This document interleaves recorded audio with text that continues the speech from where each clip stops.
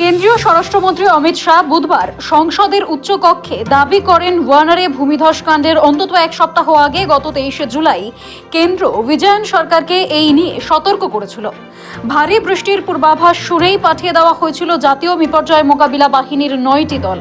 শাহ বলেন, কেরলে আগেভাগেই জাতীয় বিপর্যয় মোকাবিলা বাহিনীর 9টি দলকে পাঠানো হয়েছিল, কিন্তু কেরল সরকার সময় থাকতে মানুষকে নিরাপদ আশ্রয়ে সরানোর বন্দোবস্ত করেনি। তা করা হলে প্রাণহানি কিছুটা হ্রাস পেত। 23 जुलाई को केरल सरकार को अर्ली वार्निंग भारत सरकार की ओर से दी गई थी। 23 जुलाई को 7 दिन फिर 24 को गई, फिर 25 को गई, 26 तारीख को मान्यवर ये कहा गया कि 20 सेंटीमीटर से ज्यादा वर्षा होगी, भारी वर्षा होगी, लैंडस्लाइड होने की संभावना है, मड भी रस होकर आ सकता है और लोग इसके अंदर दबकर मर भी सकते हैं। वार्निंग भेजा है, उसको पढ़िए जरा। और इस देश में कई राज्य सरकारें ऐसी हैं जिन्होंने इस प्रकार की वार्निंग का उपयोग कर जीरो कैजुअलिटी डिजास्टर मैनेजमेंट किया है। अर्ली वार्निंग सिस्टम है। भारत सरकार ने 14 के बाद अर्ली वार्निंग सिस्टम के लिए 2000 करोड़ रुपया खर्च किया है और इसको साझा किया जाता है। मान्यवर, 7 दिन पहले हर राज्य को सूचना भेजी जाती है और वो सूचना साइट पर सबके लिए भी उपलब्ध है, मान्य सांसदों के लिए भी उपलब्ध है। 23 तारीख को ही मेरे ही अनुमोदन से 9 एनडीआरएफ की टीमें केरल के लिए रवाना हो गई थी कि वहां लैंडस्लाइड आ सकता है। केरल सरकार ने क्या किया? एनडीआरएफ की बटालियन उतरने से भी अलर्ट अगर हो जाते तो काफी कुछ बच जाता। मगर मैं किसी पे दोषारोपण नहीं करना चाहता हूं। ये समय है केरल की सरकार के साथ खड़ा रहने का, केरल की जनता के साथ खड़ा रहने का और जो लोगों की हानि हुई है उनके साथ खड़ा रहने का। नरेंद्र मोदी सरकार केरल की जनता और केरल की सरकार दोनों के साथ चट्टान की तरह खड़ी रहेगी। কিন্তু কেরলের মুখ্যমন্ত্রী পিনারাই বিজয়ন বুধবার রাতেই শাহের দাবি খারিজ করে বলেন, ওয়ানারে ধসের সম্ভাবনা নিয়ে কেন্দ্রের তরফে কেরলকে কোনো সতর্কবার্তা পাঠানো হয়নি। শুধুমাত্র কেন্দ্রীয় আবহাওয়া দপ্তরের তরফে ওয়েনার এবং সংলগ্ন এলাকায় ভারী বৃষ্টিপাতের সম্ভাবনা নিয়ে একটি মামুলি কমলা সতর্কতা পাঠানো হয়েছিল বলে দাবি করেছিলেন বিজয়ন। এসবের মাঝেই এবার ওয়েনারে ভূমিধসের পূর্বাভাস বিতর্কে মুখ খুলল ভারতীয় ভূতত্ত্ব সর্বেক্ষণ অর্থাৎ জিওলজিক্যাল সার্ভে অফ ইন্ডিয়া বা জিএসআই। সংস্থার তরফে শুক্রবার জানানো হয়েছে, পাহাড়ি এলাকায় ধস থেকে প্রাণহানি বাঁচাতে বছর কয়েক আগে যে বিশেষ সতর্ক বার্তা চালু করা হয়েছিল তা এখনও পরীক্ষামূলক স্তরে রয়েছে। এখনও দেশের আম জনতাকে নিখুঁতভাবে ভূমিধসের পূর্বাভাস দেওয়ার পদ্ধতি চালু করতে 4-5 বছর সময় লাগবে বলে জানানো হয়েছে প্রতিষ্ঠানের তরফে। গত মঙ্গলবার সকালে কেরলের ওয়েনারে একাধিক ভূমিধসের ঘটনা ঘটে। নিশ্চিহ্ন হয়ে গিয়েছে চূড়ালমালা, আত্মামালা, নুলপুঝা এবং মুন্ডাক্কাই গ্রাম। এখনো উদ্ধার কাজ চলছে।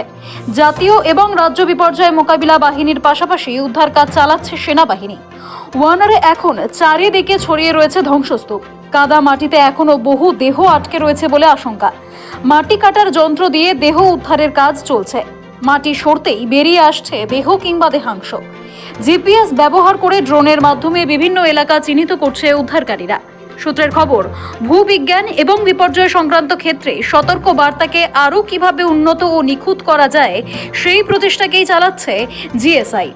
এই উদ্দেশ্যে কয়েক বছর আগে সতর্কবার্তা পাঠানোর পদ্ধতিও চালু করা হয়েছিল। শুক্রবার জিএসআই জানিয়েছে, এখনও সেই সতর্কবার্তা মডেল প্রাথমিক স্তরে রয়েছে এবং দিনে মাত্র একবার সেই বার্তা পাঠানো হয়। এক্ষেত্রেও রাজ্য বিপর্যয় ব্যবস্থা কর্তৃপক্ষ এবং জেলা দুর্যোগ ব্যবস্থাপনা কর্তৃপক্ষকে সেই পরীক্ষামূলক সতর্কবার্তা পাঠানো হয়েছিল বলে জিএসআই মুখপাত্রের দাবি। কেরলের স্বাস্থ্যমন্ত্রী বীণা জর্জ শুক্রবার জানিয়েছেন, এখনও পর্যন্ত ওয়েনারে মৃতের সংখ্যা 300 পেরিয়ে গিয়েছে। তার মধ্যে 200-র কাছাকাছি দেহ উদ্ধার করা হয়েছে। এছাড়াও 113টির বেশি দেহাংশ পেয়েছেন উদ্ধারকারীরা। সেগুলিরও ময়নাতদন্ত চলছে।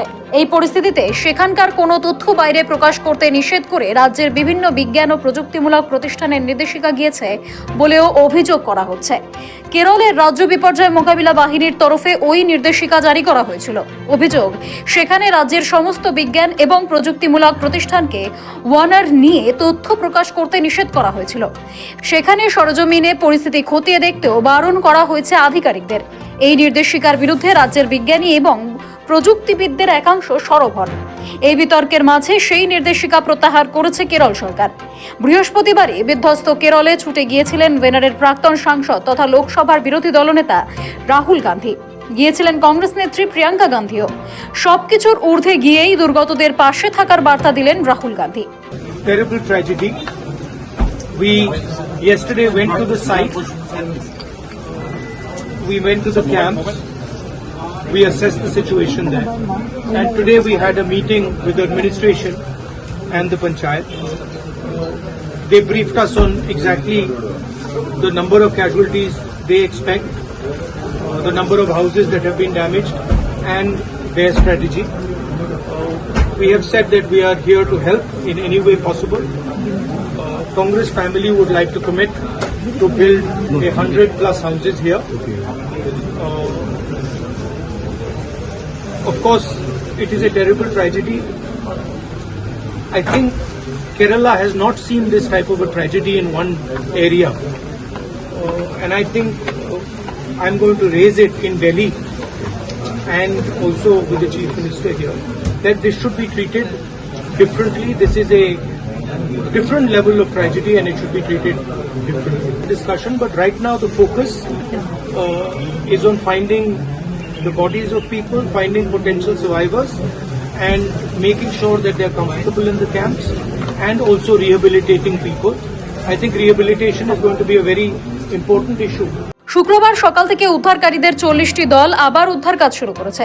চূড়ালমালাতে উদ্ধার কাজে আরও গতি আনার জন্য বৃহস্পতিবার রাতের মধ্যে অস্থায়ী সেতু বানিয়েছে সেনা। মুন্ডাক্কাই এবং পুঞ্জিরিমাত্তাম গ্রামে উদ্ধার কাজ শুরু হয়েছে। ধস কবলিত মুন্ডাক্কাই এবং চূড়ালমালাকে মোট 6টি অঞ্চলে ভাগ করে উদ্ধার কাজ চালানো হচ্ছে। ব্যুরো রিপোর্ট, সময় কলকাতা।